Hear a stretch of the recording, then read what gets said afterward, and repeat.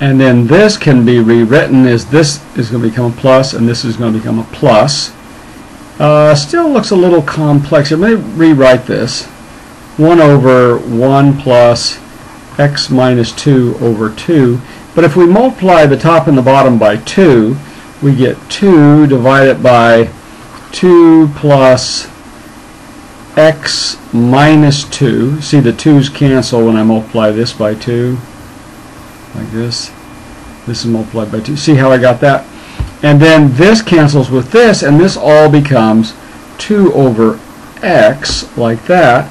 So that means that because this was going to predict our series, this is going to predict our series.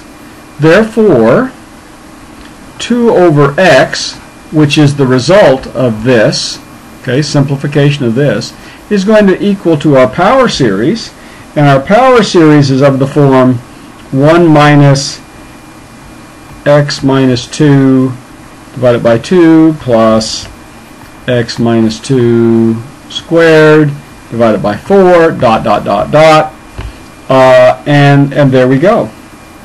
Now we could ask the question, well, where does this thing converge, right?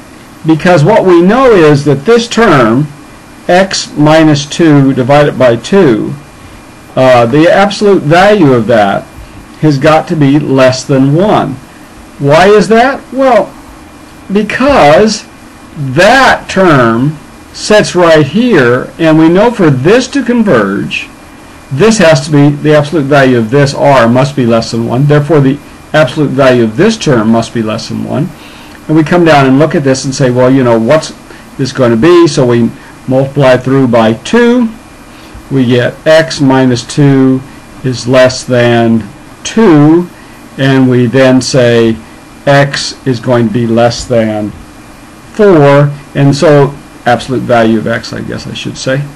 And so we get then for our final answer that this will converge as long as this is true. Okay, so that gives us our convergence, and we have our equation.